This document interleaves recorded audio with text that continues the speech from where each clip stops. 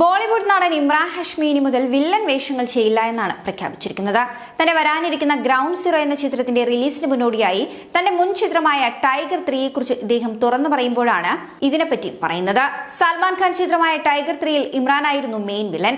ഭാവിയിൽ സമാനമായ രീതിയിലുള്ള വില്ലൻ വേഷങ്ങൾ ചെയ്യേണ്ട എന്ന് താൻ തീരുമാനിച്ചതായിട്ടാണ് ഇമ്രാൻ ഹാഷ്മി ഇപ്പോൾ വെളിപ്പെടുത്തുന്നത്.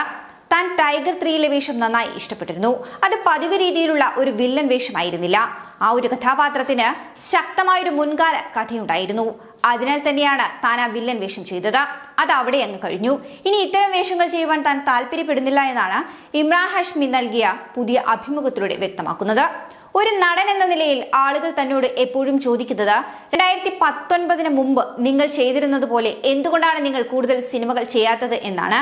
എന്നാൽ പക്ഷേ കഥകൾ കേൾക്കുവാൻ താനിപ്പോൾ കൂടുതൽ സമയമെടുക്കുന്നു എന്നുള്ളതാണ് അതിന് കാരണമായിട്ട് ഇമ്രാൻ ഹാഷ്മി പറയുന്നത്. സിനിമയിലെത്തി വർഷങ്ങൾ ഇത്രയായിട്ടും തന്റെ പ്രോജക്റ്റ് സംബന്ധിച്ച് താൻ സൂക്ഷിച്ച് ഇപ്പോഴും തിരഞ്ഞെടുക്കുന്നയാളാണെന്നാണ് ഇമ്രാൻ ഹാഷ്മി വ്യക്തമാക്കുന്നത്.